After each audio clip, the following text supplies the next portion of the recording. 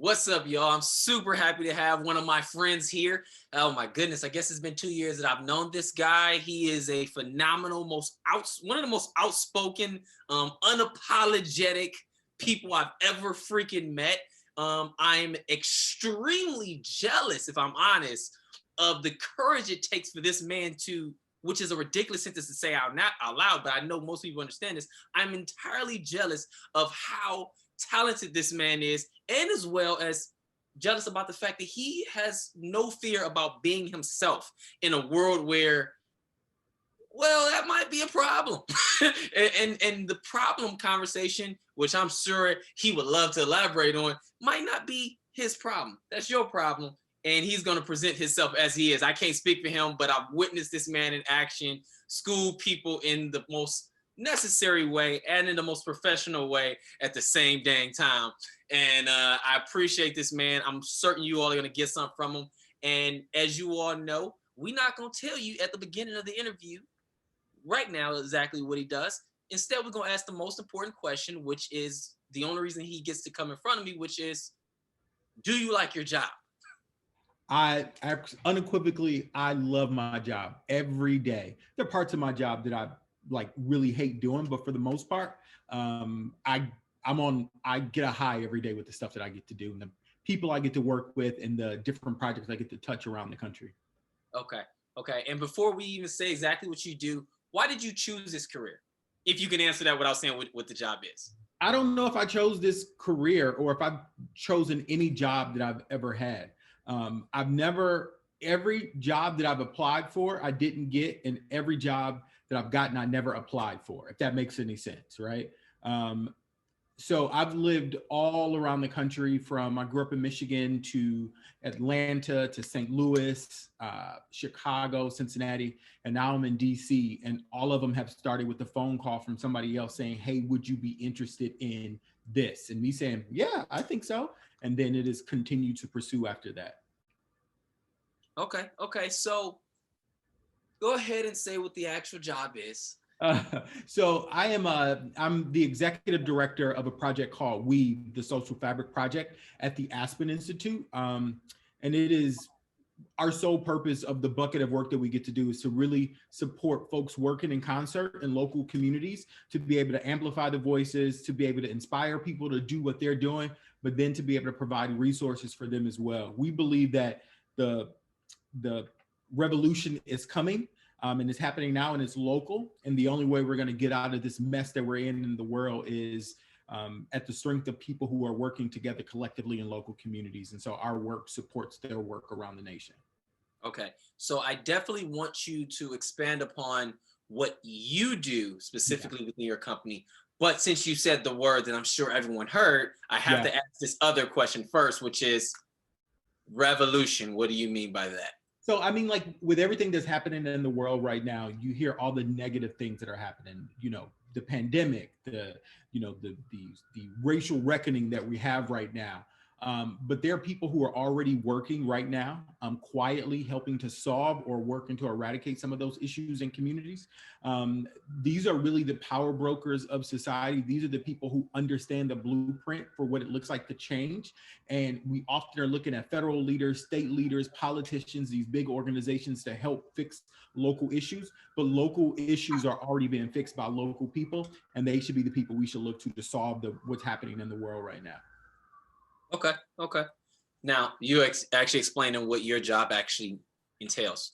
Yeah, so I do a smorgasbord worth of stuff, like depending on the day. A lot of the stuff that I do, probably 4 key things, right? So I raise money, which is kind of easy to me because I've done this for a while. I work a ton in strategy. So we just finished a strategic plan. So our direction for the next 3 years. I supervise a high-level team who also supervise a bunch of people under them. And I raise influence for the work. So today I sat on a panel with Dr. Bernice King, who's Martin Luther King Jr.'s daughter. I sat on a panel with Michael Smith, who's the head of My Brother's Keepers from the Obama Foundation, talking about racism. So I do like maybe 2 or 3 or 4 or 5 of those high level panels a week. I'm giving a speech next week to a large foundation. So a lot of my work is really talking to people about the work that we do to raise influence, to raise voice, and be the face of the work that we do. I had a article last week in The Hill. A month before that, I was in USA Today. So NPR the month before that. So there's always these things. I'm a public face of the bucket of work. You're the face. Yep. Okay. A good looking face at that, right? You said what? I said, in a real good looking face at that, right? No one ever accused you of being humble. Never, ever, ever. They shouldn't. They shouldn't. And see, let's be clear, man. And I don't care how people take this, because this is what some people get from me. Like many times I do like to live a humble life in many cases. But what I've learned is frankly, people are often going to put you in your place. So you might as well get out of line from time to time. So at least when they put you in your place, you're ahead of the line. Yeah, I've at least done something for them to do it, right? Yeah. Like, I mean, if you're gonna put me in my place anyways, I'm gonna level myself up. So by the time you do it, I'm in a whole different place. Well, but also recognizing the fact that they want to put you in a place that they perceive that you need to be in. You already are in the place where you are supposed to be. So nobody can really put me in my place because I've already ascended to where I know I'm supposed to be. Big facts, and that's the boss talk right there. So what was your previous job? Since I know that, and since I said boss talk just now, I think it's fair to also acknowledge even the fact that you've had a cool transition. So I'll kind of work backwards. So before I got to DC, I was in Cincinnati and I was the chief advancement officer for the YMCA there, raising money, public face, a ton of stuff with strategy on donor relations and partnerships and so forth. Before that, I was in Chicago and I was the national director of urban and youth development for the YMCA's national office. And I was really the primary thought leader for a consortium of programs and services for 3 million middle schoolers to 4-year post-high school students within the YMCA system. Before that, I was in St. Louis, was an executive director, and I led community and government relations. For that, I was in Atlanta. I worked for the Association of Black Mayors and also worked for the YMCA there in Atlanta for a number of years. And I'm guessing for all of these positions, you probably was recruited opposed to potentially applying for these positions. Yeah. So my first job that I worked for at the YMCA, I actually met the person who hired me. I was working at a restaurant on campus and she came in for lunch and was like, you should come work here when you get done with school. And so my junior year, I went to go work at a YMCA. And then after I graduated, I started working in fund development and it just kind of like snowballed from that. I think like, and especially if you're gonna like grow in different positions, right?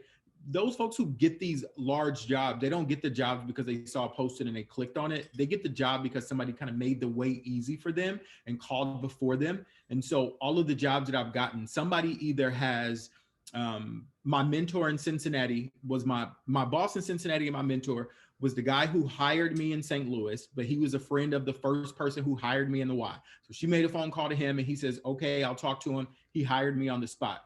Then when he left to go to Chicago, he said, do you want to come with me? I was like, yeah, sure. So I went to Chicago with him. When he left Chicago to go to Cincinnati, he says, I'm leaving. I'll come back and get you in a year. And I said, absolutely not. I'm not going to Cincinnati. But he made me an offer I couldn't refuse. And so a year later, I followed him to Cincinnati. That's a good offer. Yeah. That's fun to hear, man. I think that that's a really cool story, especially knowing how much you've worked and the amount of experience you have, which means that you've not only acquired experience because you've traveled. I want to include that as well. That means you understand different markets, because the Cincinnati market and Chicago market is not the same. We would assume the issues of the youth or the community would reflect equally, but Chicago's significantly larger than Cincinnati. There may be some similarities, but it's not going to be the same. So you're probably a person that has a great level of understanding of who you're talking to, which is probably helping you in selling. And go ahead. I think one of the things that I take with me in all the different roles is recognizing that there's more that binds us together than separates us. So we have more commonalities, right? Just different demographics. There in the poem "If," which I'm sure you know, it says to be able to walk with kings and queens nor lose the common touch. And it's a mantra that I kind of live my daily life with, that I could be on one day having lunch with a senator or the head of a corporation, and the next day sitting down with the folks who are cleaning the building, and I'll treat them all the same. And I think if you walk through life with that sort of a mentality about who people are, I think it'll bode well, because you'll be able to move into all these different spaces and rooms. But I think it's the part of me that's this unapologetic side of who I am and how I show up, which kind of puts people at ease, because what you see is what you get, right?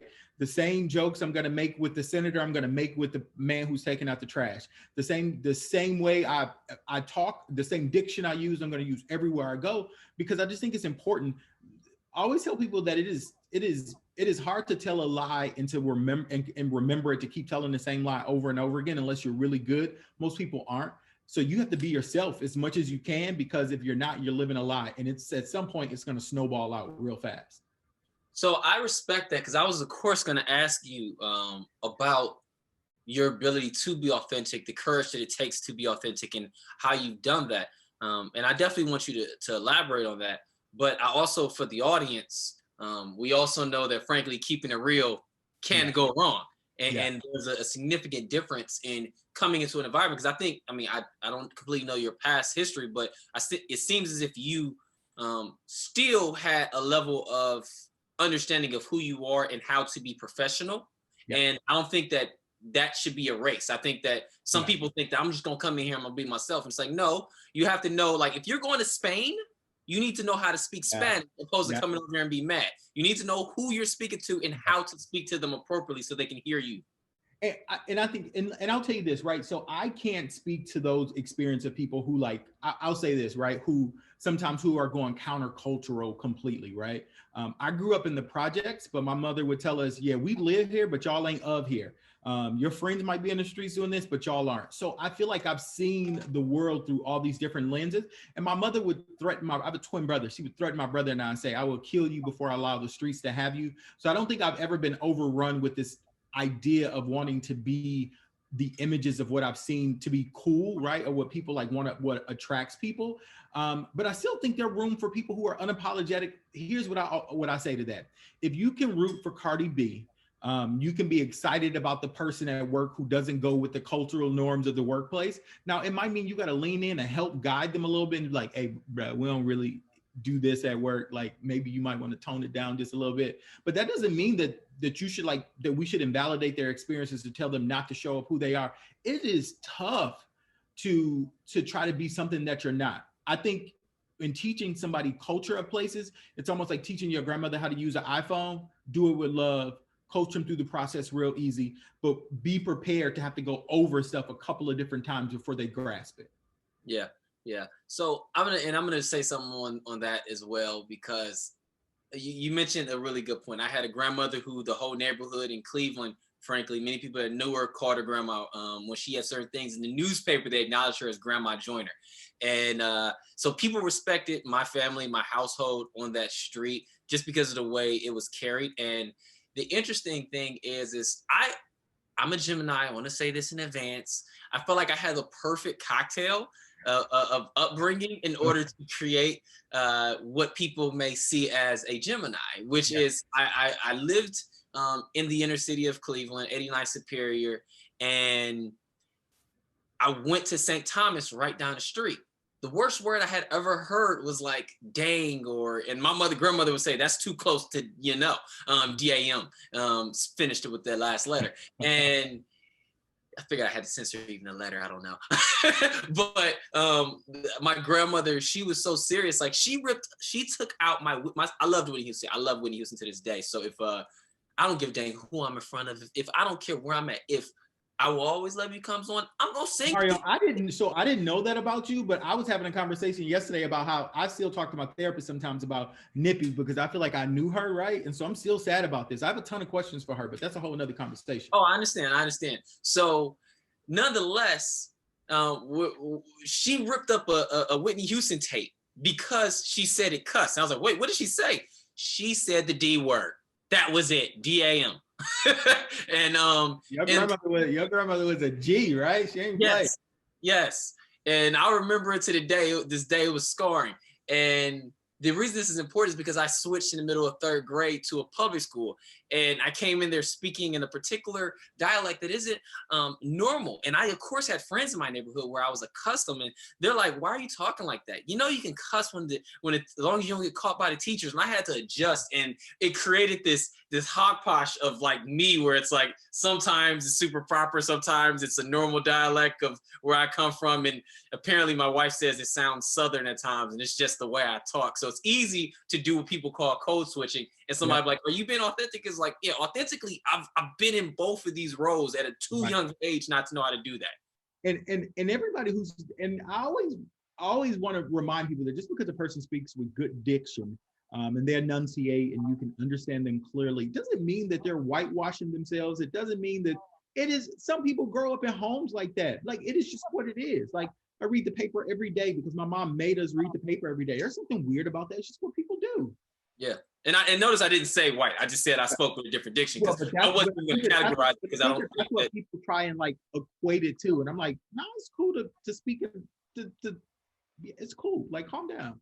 Yeah, be able to. I mean, code switch. That's what. If anything, Black people know how to do is code switch. We know how to do that, and it's actually very important. Yep. I think it's extremely important. But I also think when you get to a certain place in your career, man, I think I code switch less on this spectrum of my on this side of my career than I did in the beginning. Yeah, because you're in a boss situation. I understand. I respect it. Now, with Right. me saying that, what allows you to have those situations where you're getting put in the actual heel or any of these major publications and being the face of an organization? What allows you to be comfortable in that place and to speak so confidently as you obviously do? So let me be real. I'll be real honest and tell everybody. So I'm at this place of full honesty and transparency because there were probably about 7, 8 years ago, I was at a place where I felt like my entire life was a complete lie, right? I had a public face and I had a private face. I was extremely overweight. I was on the verge of suicide. In fact, was going to end my life, all because I felt like I was a public success, but a private failure. I was afraid to come out and tell my parents, my family, my friends I was gay. And it was like eating me up inside. It was like really the kryptonite. And so one of my fraternity brothers saved my life, right? And because of that act of saving my life, I recognized that I have to be myself in every room I go into. I have to not apologize for who I am, and I have to be fully, authentically myself no matter what, because at the core of being happy with yourself, at the core of being able to do all these really great things that I get to do at work, at the end of the day, I have to go home to myself and I have to like myself. And if I don't like or love myself, I can't be me publicly, because those two worlds at some point will collide and it will be like a head-on collision full speed. Respect. So, what would you say is the most challenging part of your job? People are always the most challenging side of any job, right? You have a team of people. Let's say you have 20 people who work on your team, and trying to manage the personalities or the complexities of personalities of 20 people is always difficult, right? It is extremely difficult. But I think recognizing that sometimes your job is less about telling people what to do, but more like coaching people. And I think if you think about supervisors and what supervisors do versus what coaches do, they're two totally different things. A coach will show you, a coach will pattern, a coach will walk through the steps with you, boom, boom, boom, boom, boom, versus a supervisor says, do this, do this, do this. And if you start coaching people versus supervising people, I think it becomes easier. It's a muscle, right? Mm-hmm. Mm-hmm. People, I think people is the hardest part of any job, but it's the most rewarding. But if you're good with people, people will be good to you. I think leadership is almost like waiting for a bus that's coming down the street barreling really fast, right? And either these people like you and trust you, and they see the bus coming fast, so they're going to pull you back so the bus doesn't clip you, right? You know that mirror that hangs out the bus, if you stand too far to the sleep, that mirror might catch you, right? Mm-hmm. Take your eye out of something. But if the people don't trust you and they don't like your leadership and they think you're a horrible person, you know what they're going to do? They're going to push you. They're going to push you right into that oncoming bus. And so I would rather somebody pull me back versus somebody pushing me out there. So you have to decide the type of leader you want to be, because it's going to either make your job easier or it's going to make it hard. I've made some crazy decisions at the early stage of my career in supervising people. I was a tyrant. I was boom, boom, boom, like, and only because I'd worked for folks who did that type of stuff to me. So I think as folks go into leadership positions, you become, you morph into the leadership that you saw, or you morph into the leader you want to be based upon what you saw. And so I had to do a 360 and morph into the type of leader I wanted to be based upon what I saw other people do early in my career. Yeah. So would you say that were you always an introvert, or did you grow into becoming extrovert? I said that wrong. Were you you grew into an extrovert? No, I've always been the life of every party and room I've gone into. I've always talked a lot. I was the kid that got slapped in the mouth and they said, stay out of grown folks' business, because I had an opinion and folks needed to hear it, right? I was the one, my mother always talks about, my brother and I are polar opposites. My brother's an introvert. I'm an extrovert. My mother would sit me on the counter as a kid and I'll be giving her speeches while she was cooking dinner, and my brother be over in the corner playing quietly by himself. My mother says I came out of the womb talking. Like, it's just what it is. So do you have energy when you come home after having to go to, say, this major networking event and you had to shake over 100 plus hands and act like you remember every name, which was unreasonable? It pumps me up. I want to come back the next day and do it all over again. If I had to do a job where I was at a desk, I didn't interface with anybody, and all I did was like move papers, I would quit, because it wouldn't be me. Yeah. I like the complexity of moving from thing to thing to thing versus doing one thing all day. Absolutely. So it's interesting. I heard this term says ambivert, where you kind of fall in the middle. You're kind of a moderate. And it's interesting. When I was in college, I was absolutely, I've pretty much always been really a real introvert. And I think people don't realize it because I would never like connect with that. Yeah. Yeah. It's the person I've learned to be in order to do it. And let's be clear, I actually enjoy being an extrovert, and I actually see it as a game.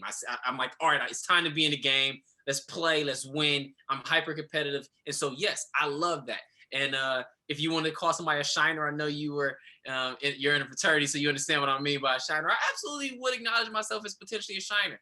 But at the same time, I am a immediate boom. If I go to if you were at like the events that I helped to host when I was president of Urban League of Professionals, I would engage everyone. And I've been to them. Yeah, I know you do. Yeah. And then at the end, like right when I know that I've engaged everyone and they know who I am, they gave me personality. If you look probably towards the end, where's Mario? Mario's breathing. If you want to talk to him, he's talking to you. He's ready. He's made y'all all feel welcome. And I'm sitting there relaxing. Hey, go ahead and please go make sure you engage these people. Because I recognize that, and when I was business development, I had to be on the whole time. So when I get home, I'm like, like I'm tapped. And if I'm honest with you, but I'm excited about the next opportunity. I'm a one more drinker. Like, come on, you want another one? Come on. Let's finish this conversation out. Come on, you want to go to the next place? Like, that is like, once it's, so I'll tell you, I don't want to mislead you. You know I'm that guy. I know, right? But see, I'll walk into things and I'm like really quiet. And it's not that I'm being an introvert, but I'm trying to like seize and size everything up first, right? I'm trying to like figure out what the game plan is. And then when the light goes on, boom, it's like it's like right out of the gate, running. Yeah, and I think you're hitting some of where I'm getting at as well, and where I'm coming from, because I'll definitely get to an event. I'll check the room, see who's present. I'll ask questions if I hopefully know somebody there for them to introduce me. But I get nervous. Like, I'm extremely shy. But one of the things that I hate, and it's probably because I really love Will Smith, and I remember him talking about it, I hate being afraid of something. It angers me when I know that I'm afraid of something. It really does. And so when I start feeling shy or nervous to talk to somebody, that's when when Chauncey comes out, or I guess now it would be Mansa comes out in my head, and I'm like, they deserve to talk to me. Like if there was ever a thing that like there's ever a person that you want to take home, like my wife and anybody that ever had me get introduced to their parent, at least after in college. That didn't happen a lot, but when I was in college, we were in college and we're away from home. That's what I'm saying. Long story short. Nonetheless, I was never shook. Like it was just like, yeah, you deserve this. Like, and it was just a switch I turned on to allow myself to be comfortable to engage. And it's funny. It's really interesting we're having this conversation. This wasn't the conversation I expected when I came in, but I should have. You know, I'll tell you this though, but I'm nervous before I get on any stage. I'm shaking a little bit. My stomach is like churning, like, oh no, I have to do this. But as soon as like the light comes on and it's my turn, I don't even know. like I will, like I had 2 talks today and I had pages of notes and talking points.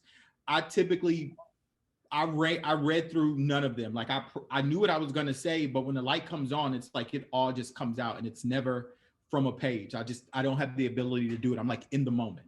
So I know you're in DC and Maryland's close enough. And it's funny, there was a documentary years ago and I took on the attitude, and that might play a role. It was Sebastian Telfair's documentary, and he was like, when the lights are on, it's time to perform. And I think that is a real thing. Like when it's go time, I'm a gamer. Like it's like, hey man, like I think that because people don't understand when somebody says, I'm nervous every time I go on a stage. But I go out there. Like I said, I'm afraid, but I don't like being afraid. So I'm gonna attack it with the level of intensity that you're questioning, like, really? But it's like I have to do it. Like I can't say no to it. And so since I can't say no to it, do it. Yeah. Yeah. I would say, what's the worst that could happen? Everything. You could walk on stage naked. You know how that's the one thing that people say when I want to try to. You know, my biggest fear is of walking on any stage is walking up the steps and then tripping over the first step and falling. That's always in my head, right? So as I'm walking up the steps, I'm going, Lord, don't let me fall. Lord, don't let me fall. I ain't worried about like whether or not I'm going to be good, whether or not I'm going to be clear and concise and folks are going to understand. I don't want to trip on the first step. And if once I make it over that first step and I don't trip, I'm good. Well, let me be clear. Since you said that, you gave me an idea. And for clarity, I get nervous every time I've ever gotten an award and I had to walk upstairs. That's when I'm nervous. But if I'm not getting an award and I have to speak, I'm cool with tripping. I don't want to because I haven't, frankly. But if I were, I would make that a part of a conversation icebreaker and enjoy it and just lean in. But I think that's the part that makes you a good kind of like connector with people, right? You can laugh at yourself and you can make fun of yourself. And then you know how to like ad lib and turn that fub into something that was like, oh, wow, he tried to do that. Mm-hmm, mm-hmm. Yeah. And I don't know about you. I'm humble enough to say that, I mean, growing up, I got teased for being skinny at times, or like people don't realize, but I like people don't know the power of spit. You can lick the color off your lips. So my lips ain't brown because I lick the color off them boys. Like they're pink. Mario, you are hilarious. Oh God, like I really did. I licked the color right off my lips. So like they're pink and people most times don't notice that. And it's because of that. And I definitely heard a lot of jokes for those reasons, but I'll definitely say as an adult, and I'm saying this because I want whoever who's listening to me who may be getting teased or whatnot, don't allow that to break you down and to make you self-conscious. Instead, recognize that at a certain point when you've heard so many jokes, you get callous. Nothing makes you nervous. And if somebody cracks so many jokes at you, at some point when you get older, you got mass jokes ready. So I am very witty and quick with it. If you want to fire, I will fire on you quickly. Now that I'm older and I have an index of jokes. But I also think it's the notion of recognizing like of what you let penetrate you, right? And so it's the notion of that you don't want to be hard enough so that you don't even like recognize a shot, right? But you don't want to be so soft that everything that somebody says gets in, right? Because what real good leaders recognize is that not everybody is going to believe in what they say. Not everybody is going to want to go along with them the first time. And people say some real brutal, mean things. So I always say, don't read the press clippings, don't read the comments on the post, and just go along and keep doing what you know is right. But if you let that stuff penetrate you, right, you lost already because you're completely off your game. I was one of the things earlier I was on, I had somebody from my team staff the event so they could answer the questions in the chat box, because I've already told them I don't have the ability to multitask, right? I can do one thing at a time, but I can switch. But if you want me to talk to people and answer the questions in the chat, it's gonna throw me off. But that's what chatter from other people is. It's like notes in a chat box that you are meant to be talking, but you're responding to these people and you messing up. Don't listen to what they have to say. So I know we're millennials and people want to have their own connotations about that. And so out of respect for that, I also know you. Yeah. And I know from my perspective, I could be wrong, you're going to correct me.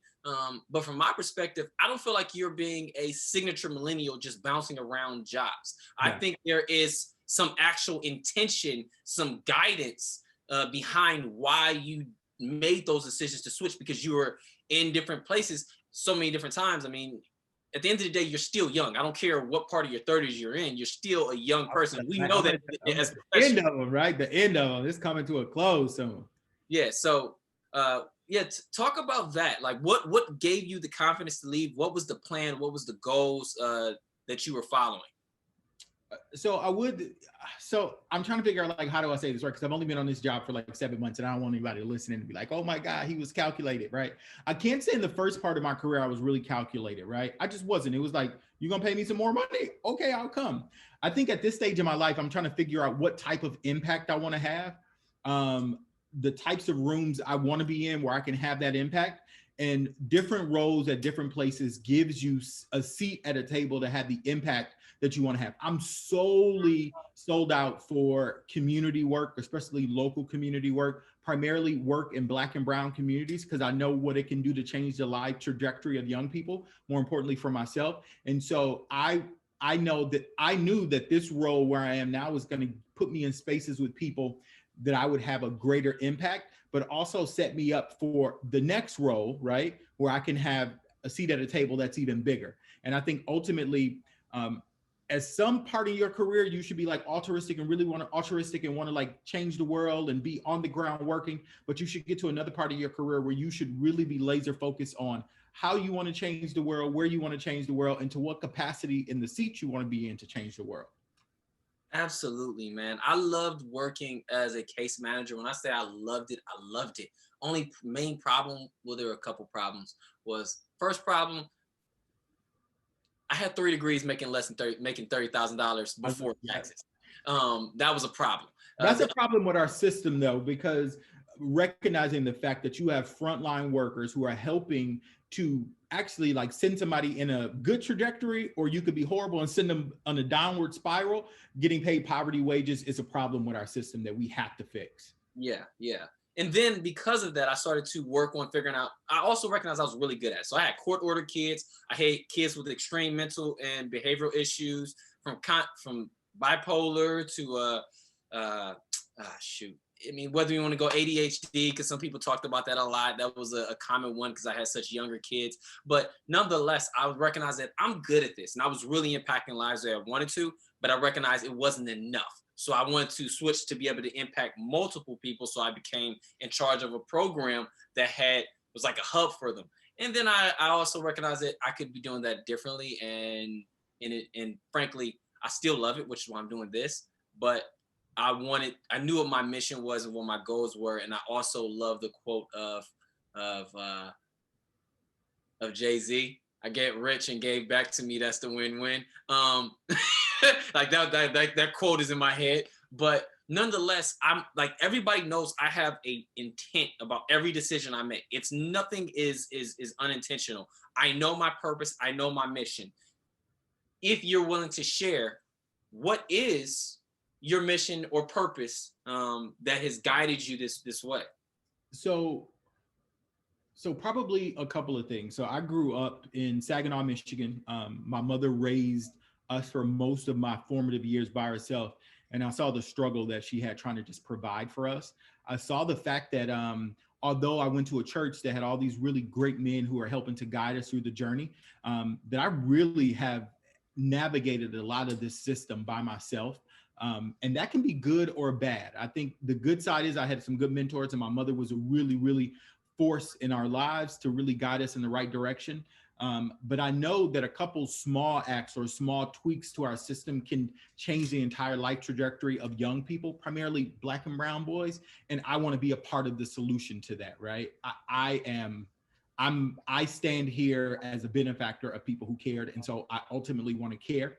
But I want to be able to run a large foundation and give money to causes that really help to get down to the root causes of some of the systemic issues that our communities are faced with every day. And that is why I've made all these zigs and zags to all these different places, so I can understand all the different facets of the work at a ground level, at a high up level, at this level, not a policy, a ground, all these different things. That's why I've done that. That's ultimately my goal.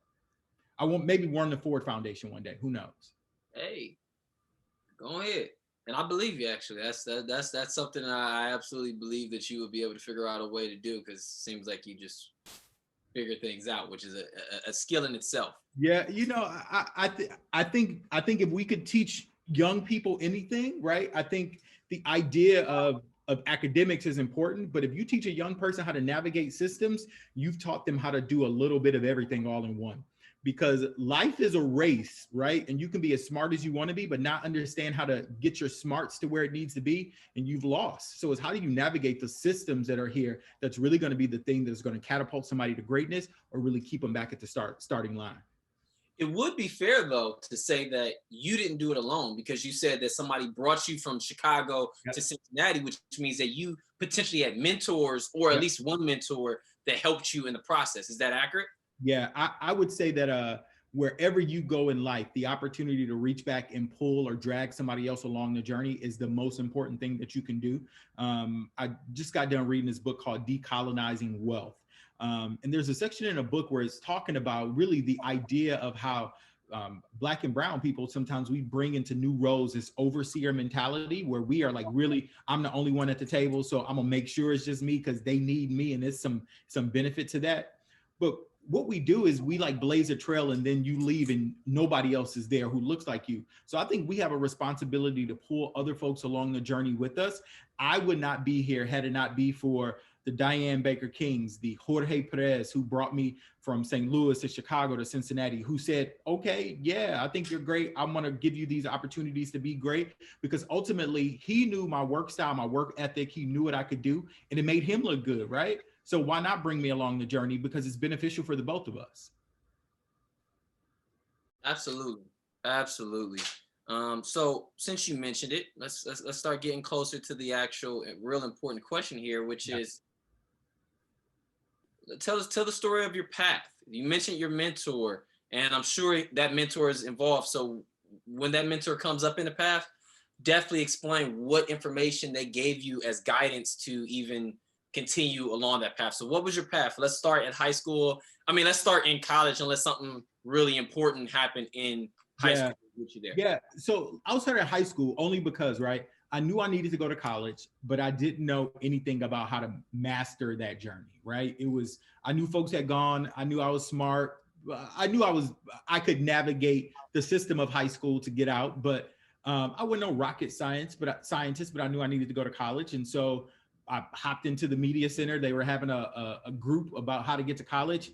I went and started applying to all these schools. I knew I wanted to go to school in the South. And so I ended up in Atlanta, Georgia for undergrad, and got to campus and recognized very early that the only way I was going to get through college was if I knew how to navigate the system, right?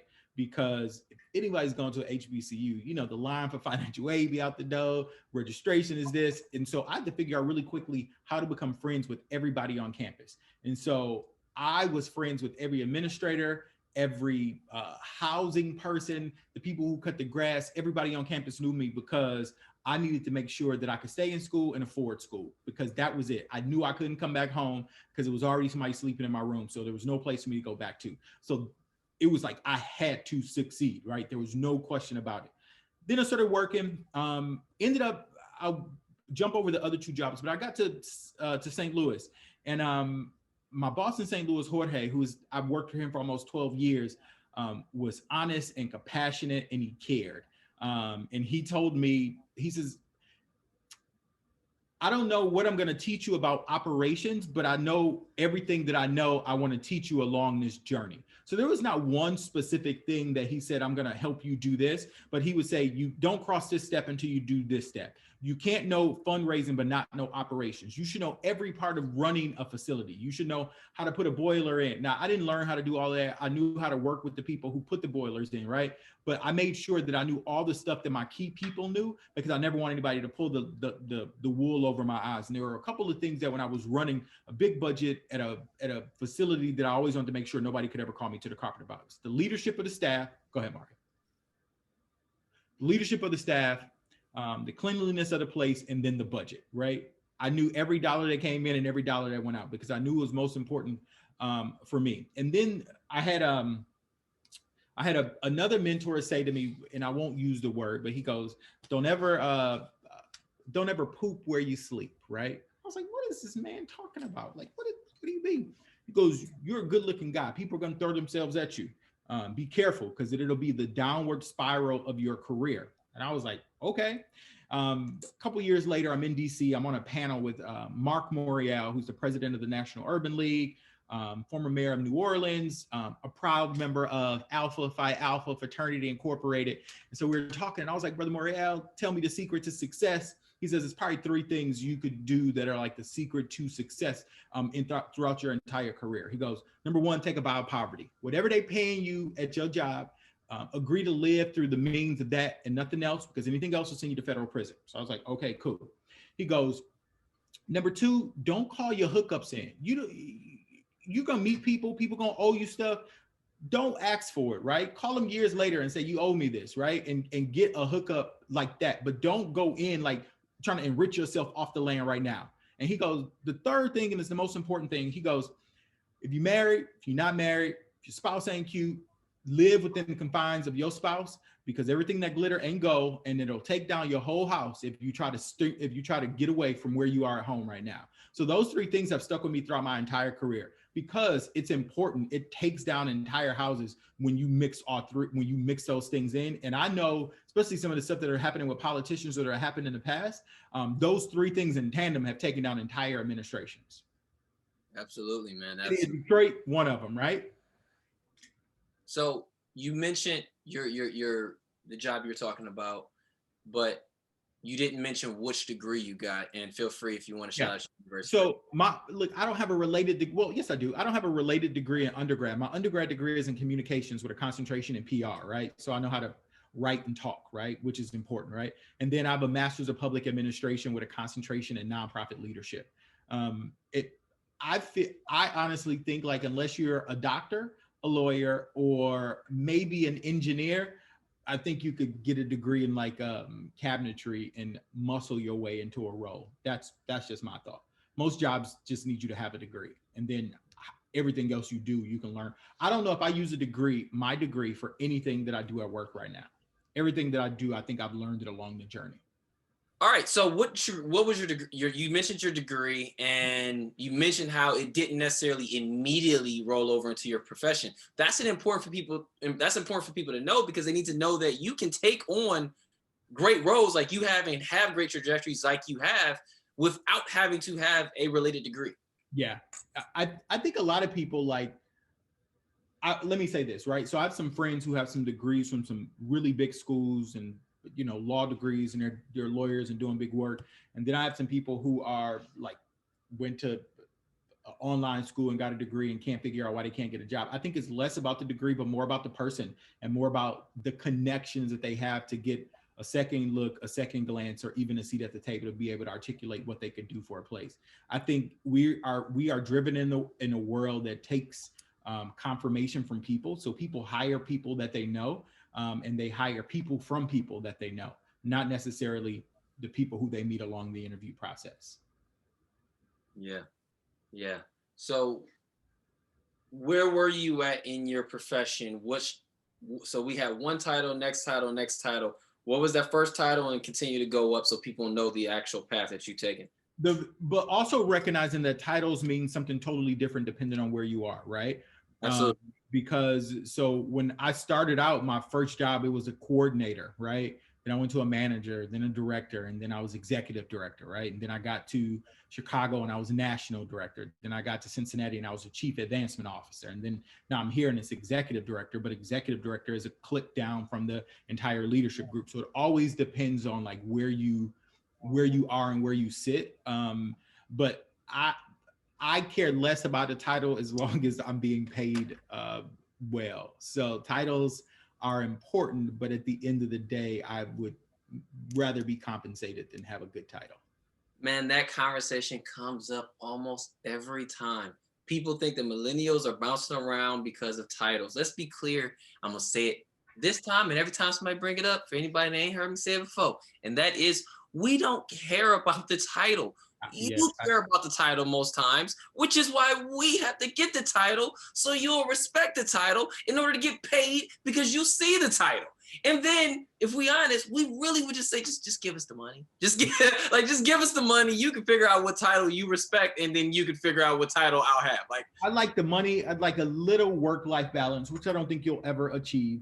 But I'd also like to be able to take my vacations in 2-week increments, and that is, yeah, that's what I expect. Yeah. All right, we're not gonna walk past that one because I appreciate you saying that. That was another boss talk. Because in many jobs, 2 weeks is the entire year. Yeah, maybe entry level work, right? Entry Yeah. level work, maybe. But I'll tell you this: there's a knack for everything, and there's a knack to how you negotiate your onboarding, right? It's always tough to go back after you've been like brought on to say, "Hey, I heard such and such is getting this. Can I have it?" Like, no. Remember, the jobs, the organization, wherever you're going, wants you to do the most work for the least amount of money. And money is in vacation, money is in sick time, money is in all these other things, right? So you don't ask for rain when it's snowing outside. You ask for rain when it's actually raining outside. So the time to ask for all the stuff that you want, you ask for it before you start the roll, before you sign off on the offer letter. Because if not, you're there and that's it. Man, that's so important. People knowing the significance of negotiating, knowing how to negotiate. Because I mean, I have friends, and there's many industries are like this, but I know. Well, I'm not going to say give away what industry, but there's a particular industry that I have several friends in, and they talk about how, unfortunately, in order to level up or to get paid better, they have to leave their company and then come back to their company after they went to another company at a different salary, and then come back because they love their company, but their company isn't going to compensate them unless they were compensating somebody that was coming from the outside in. And it's like, it's such a tough thing. I would say that there is some benefit to moving around the country, right? When you move from around the country, you bring a fresh new perspective that's not from here. When I was in Cincinnati, people say, "You're not from here, are you?" And I'm like, well, why do you say? Let's unpack this. But people, some outside talent, sometimes you're seen as understanding the world a little more, but outside talent comes at a premium, right? So yeah.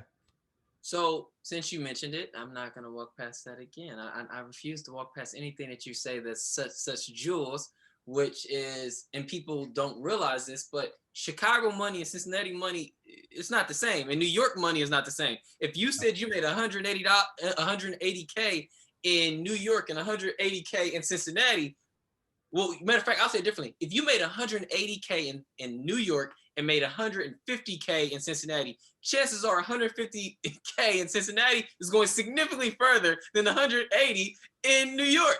Did you bring Chicago money to Cincinnati, or did you drop the salary but still was compensated equally based off of the location? I brought Chicago money to Cincinnati. Oh boy, you playing. All right, man. I brought Chicago money to Cincinnati. But more importantly, so I'm going to give you just a lens on what the market looks like, right? So when I was in Cincinnati, I rented a loft downtown. It was actually pretty spectacular. It was huge. It was nice. I think I paid a little over $1,200 to rent this place, right? Included a parking space. It was perfect, right? I got to DC and I'm paying double plus a little more for a place half the size. So what you get in DC, it is, I mean, every market is different, but there's some markets that are just more expensive. Like if you go to San Francisco and make $150,000 a year, you're likely almost poor. Do you have a car? I know that's the thing they talk about. A DC situation is you just hop on the train. Yeah, I have a car still, right? I grew up in Michigan, and it's almost like against like the law to not have a car. So I have a car. I haven't. When I was in Chicago, I did go carless, but I bought one when I got to Cincinnati, but I haven't decided to pull the trigger just yet in DC. Yeah, because I know the parking in DC, everything in DC is just whew. And so, do you live in DC or do you live on the outskirts? I live right downtown DC in Logan Circle. So. Oh, you okay? All right, so since you said it, let's go ahead and have this conversation. When you enter the industry, what's the entry level salary range?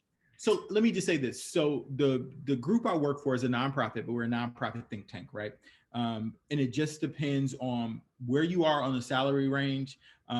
It also depends on what type of group you work for. The group I work for happens to be pretty large, pretty prestigious, and so the jobs are competitive and the market rate to pay are a little higher.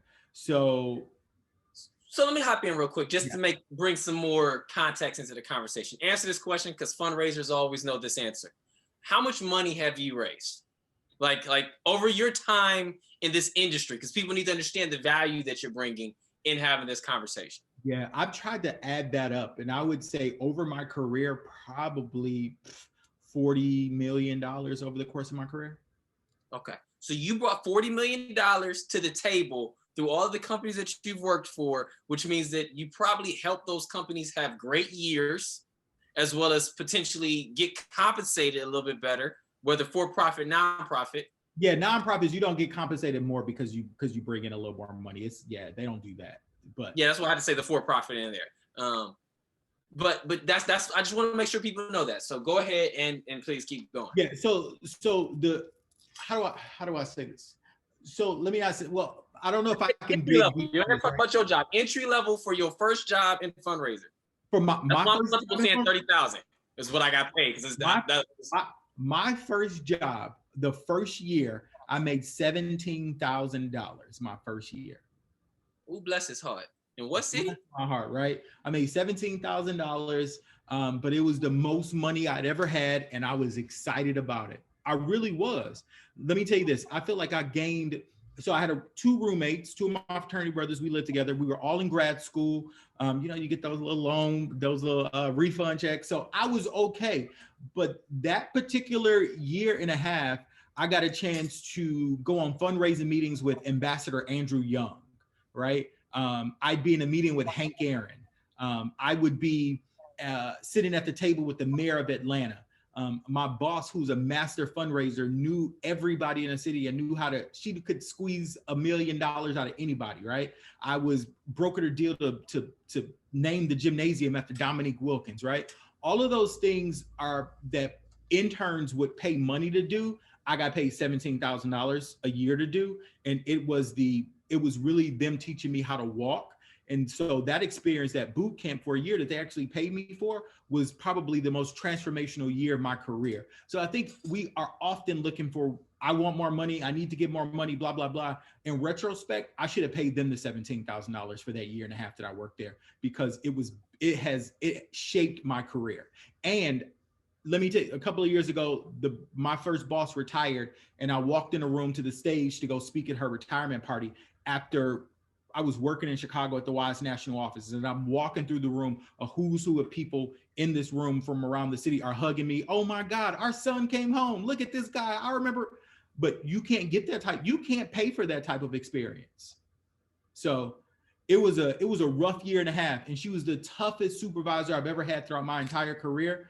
But the experience I gained that year and a half, almost 2 years, was transformational. Absolutely, man. I believe it. I think Robert Kiyosaki's mentioned in one of his books, if you want to learn more, if you want to earn more, you got to learn more. Yep. And that cannot be missed. Like people, I talk about it, and I think that things have to be repeated over and over because people don't listen the first time, even the second time.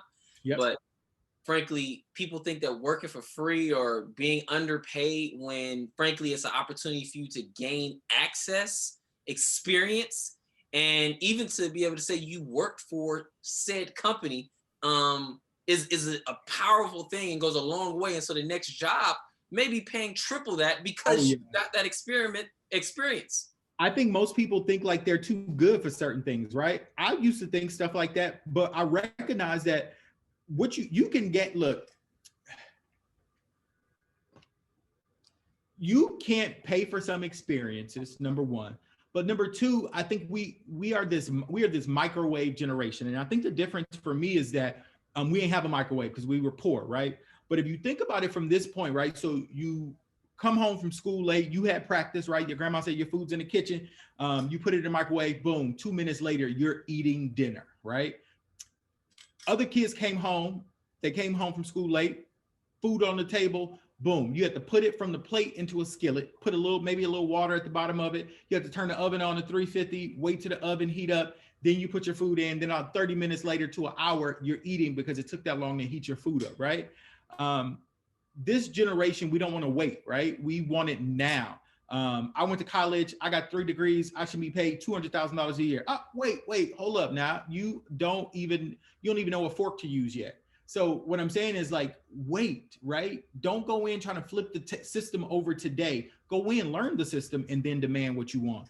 I think there are like three trajectories in a career, right? There's a point of your career when I pay you to do, right? Mario, stack these papers. 1, 2, 3. This is what I want you to do. This is the assignment. Go do it, right?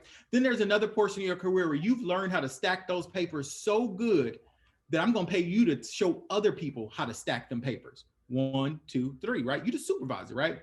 This is the third phase of your career where people don't ultimately, not everybody gets to, where they begin to pay you for your influence on people. They pay you for who you are, right?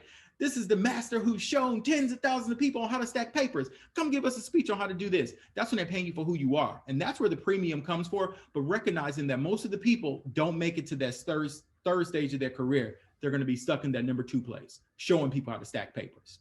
Mm-hmm. And so I can't think of the books, but I know there's several books that talk about leadership. And many times that's considered a level 5 leader. Like it's great to be able to lead people, but to be able to make leaders is a whole new game. Yeah.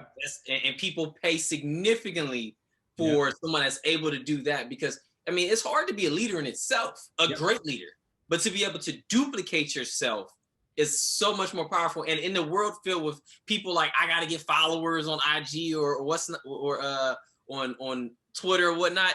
I remember one of my favorite speakers, Miles Monroe. He said, great leaders don't measure their success by how many followers they have. Great leaders measure themselves by how unnecessary they become.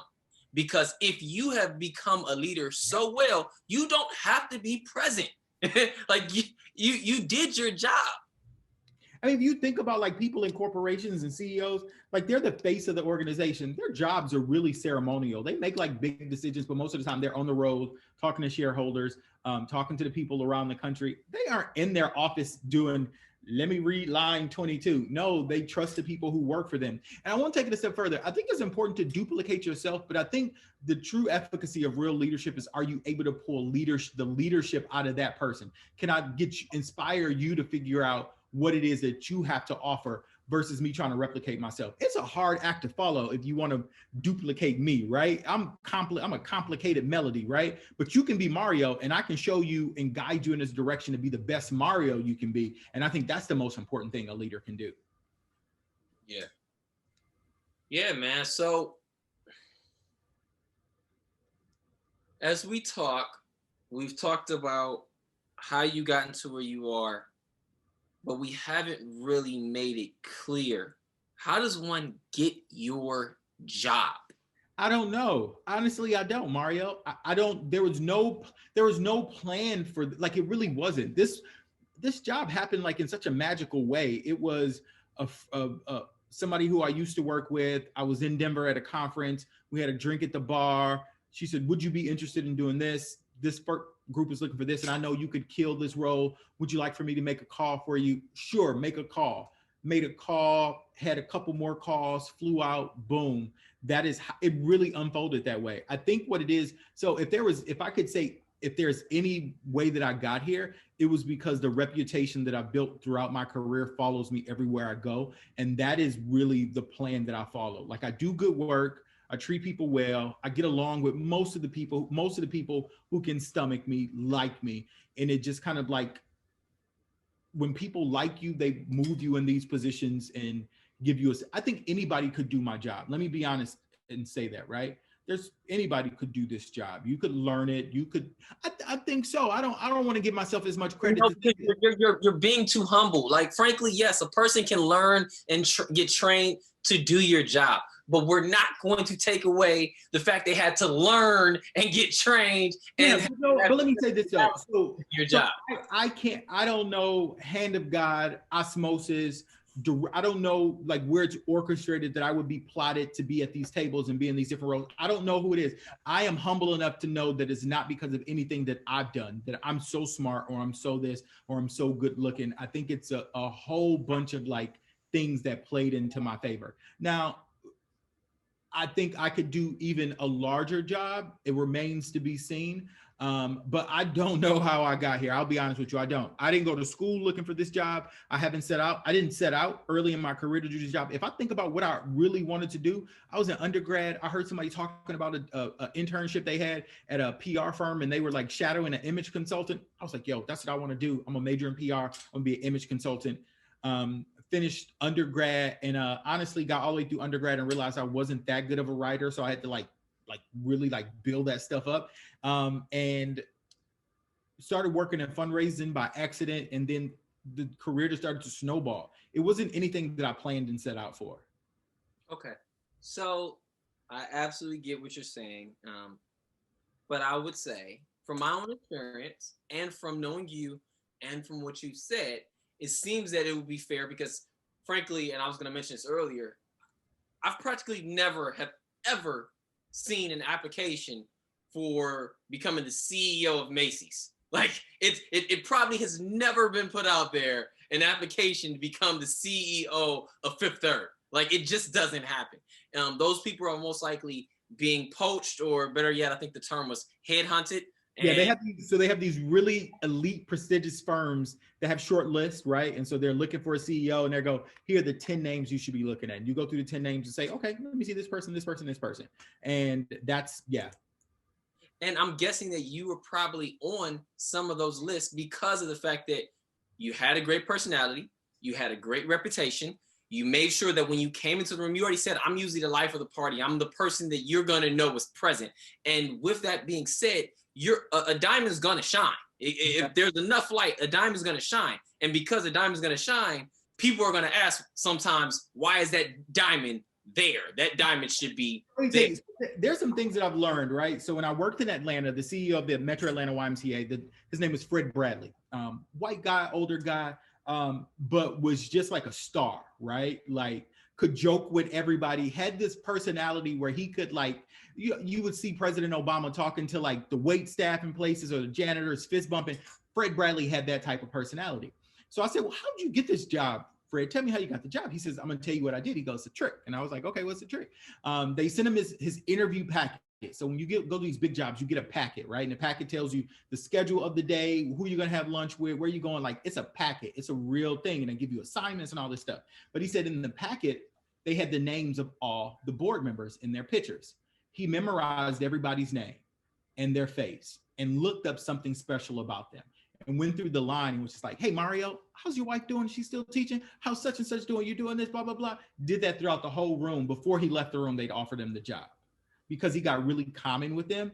And so there's this, what I said, there's this ability to walk with kings and queens nor lose the common touch. I have over the years, honed in on the ability to do that. It's helped me with fundraising. It's helped me win jobs, but it's helped me to win favor with people because I will become your friend real fast and you won't even know why. Like you'll be like, yo, Fred is at our house for drinks and I don't even know how it happened. It is just, I have honed in on that because people give to people they know, people work with people they know, they hire people they know. And that's how you get ahead, is how do you get common with people real fast? And see, that's the other part of the conversation that is often left out, which is frankly, sometimes it's important about knowing how to position yourself. Oh yeah. Present. Like if you are a person who's always starving, maybe you should sit next to the king who has all the food. At some point, he's going to get up and walk away. Rain when it's raining. I'm going to tell you this, Mario, and I've learned this throughout my career. It's not always the smartest people in places who are running the organization. So people hire for a couple of reasons, right? If you ask a survey of what leaders look like, they say a male who's 6 foot tall, who's white with hair. Boom, he's good looking. That's a leader, right? But then there are also these unspoken qualities that people know about leaders, the gregarious ones, the ones who they feel like they can really in tune with, that they can get in touch with. The smartest people I met at most organizations aren't the people who are in the corner offices. Boom, some crazy stuff right there, right? When I worked for the conference of mayors, the smartest person in the office had an office in a basement and rarely came out. Wouldn't say 2 words to anybody. He was brilliant. But he just didn't have a CEO's personality. And so he would have never gone into that role. Yeah. And I think you're giving some of the information that I was looking for. And I want to make sure it's spelled out. Have a great personality. care about what you do, be willing to learn as much as possible and sacrifice a little bit maybe on the front end in order to be able to capitalize on the back end based off of what you've learned. People respect you, and also make sure you're present. If you're present and you're building this brand that is very well known, people, and I guess staying with the diamond reference, diamonds find the hand of the person that needs to have it. Like, yeah. And I'd also add, Mario, I'd go to like your reputation matters. This 6 degrees of separation is probably like less than 2, right? Everybody knows somebody who knows somebody, right? You up for a job, somebody say, I think I know somebody who used to work with, let me call. And so my mother would always say, everybody ain't lying on you. So if everybody says the same thing about you, that's your reputation, and it'll follow you from state to state, from company to company, from organization to organization. It is just what it is. It will follow you wherever you go. So make sure your reputation is impeccable. And then figuring out what battles are worth fighting today or tomorrow. I always say, like, there's some things, man, let's not get ruffled about that, because we can like say this. If you're boxing, right? And I'm not sure if you're a boxer, but if you swing every time the other person swings, if you like jump around the whole time, you're gonna be tired, right? And so round 2, you're gonna be dead, right? If everything makes you fight, you've lost already. And so save your political capital, your work capital for like stuff that matters, and not all this other stuff, because the other stuff is the stuff that's going to tire you out. Yep. Man, I definitely appreciate this. Oh, another tip that he essentially said was learn how and actually raise tens of millions of dollars if possible. Put that on your resume as well. We're not going to just ignore the fact that he mentioned that he has raised potentially over 40 million. And so you definitely want to make sure you're developing that skill. And part of developing that skill is also developing the relationships is going to be able to pay that amount of money at the same time. I mean, the same skills it takes to get a job is the same skills it takes to raise money. It's the same skills that it takes to get a contract, is the same skill.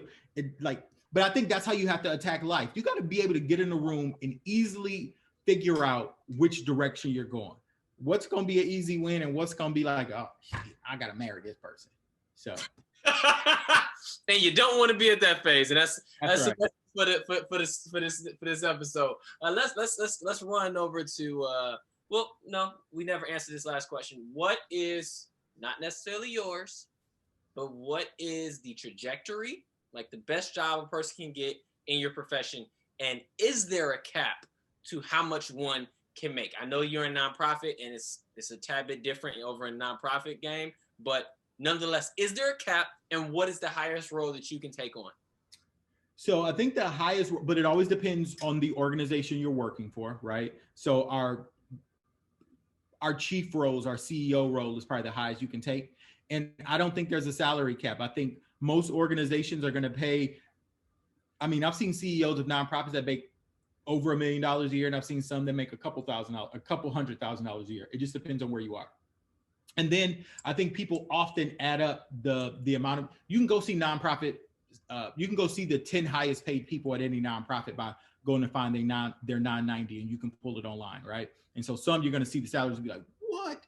But then also recognizing that salary isn't always in the amount of money they pay you. People get car allowances, travel allowances, vacation allowances, expense accounts, deferred payment that they eventually put into your retirement. So you get all sorts of stuff, right? I was working at a place once, and the CEO was set to retire, and every year that he stayed on longer than his retirement, they paid him a bonus of $250,000 a year on top of his salary. He stayed on like 4 extra years. Negotiate your benefits. Negotiate your benefits.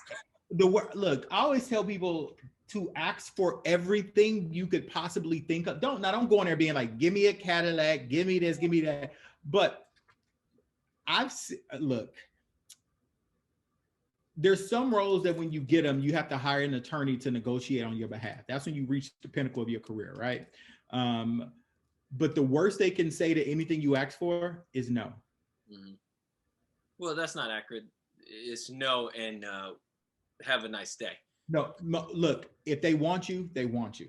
If they want you, they want you. But you also need to, and I don't want to I said negotiate, but I also want to highlight that know what role you're going for. So let me say this. The salary range is. It costs a lot of money to onboard and hire and interview somebody, right? Mm-hmm. So if they've centered in and they want you, they're gonna want you, and they'll negotiate with you. Now, don't go in and be outlandish. Give me. I want a pit bull, a Rottweiler puppy. I want all of that. Don't do all of that, right? But ask for extra vacation time. Ask for a 10% increase. Ask for all of the stuff that you think. If you Google what should you ask for if you're getting paid at a job at this salary range, it'll tell you what you should ask for. I mean, I worked at a place and I traveled 70% of the time, so I asked them to buy me up to the next level of the benefits package for the airline, so I can make sure I always got bumped up. I asked them to buy me into the what's the thing where you go into the those rooms at the airport, those lounges. I travel a lot. I always have a layover. Can you pay me up so I can get into all the rooms? They did. So you can ask for anything. Okay.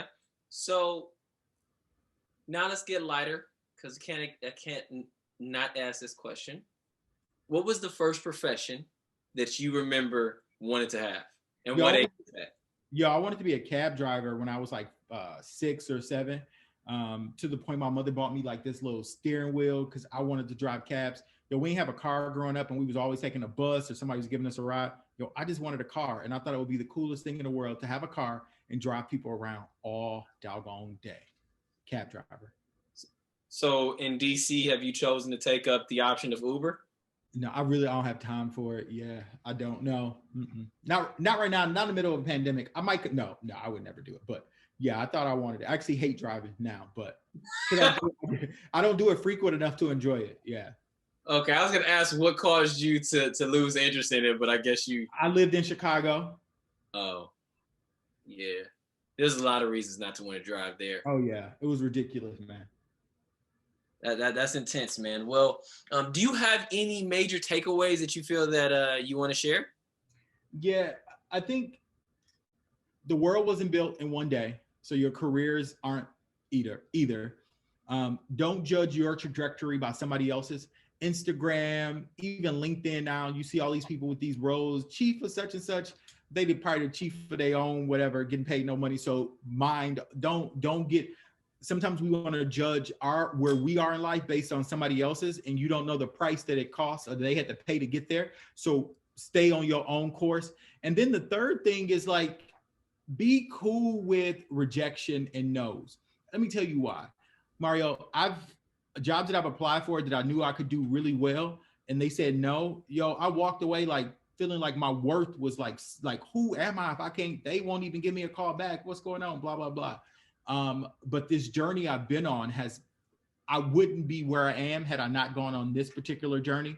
So maturity would say celebrate the no's and be really excited about the yeses and celebrate them too. But the no's are just as important, because I believe that we already have a plan for all of our lives. It's already been like etched out before we were on this earth, and just follow that plan, and no's are keeping you away from a landmine, and be okay with no's. Mm-hmm. Okay. I appreciate that, man. Well, I definitely want to say thank you for your time. I can't explain how fun this conversation has been. I think that people witnessing know that this was a fun time, and I hope they got a lot of it, just like I did. I actually gained so much more understanding when I talk to you all about what's out there in the world. And I'm certain that other people are too. And I need people to be watching this and learning from this, because at the end of the day, people got to stop hating Mondays, and they have to know that they can't be anything they want to be when they grow up, because there is no job titled anything. You have to fill in the blank. And today we have filled in the blank with my guy's job. And I hope you remember what it was. I'm not going to repeat it. It's right here on the screen though. Exactly. Now, with that being said, remember, you can make salaries that allow you to live the life that you want to live, as well as be able to enjoy the job that you want to enjoy. But you may have to learn in order to earn the salary that you want. So be great, and do it easy. Man, definitely appreciate you, bro. I definitely appreciate it as well. This was actually really good. Like, in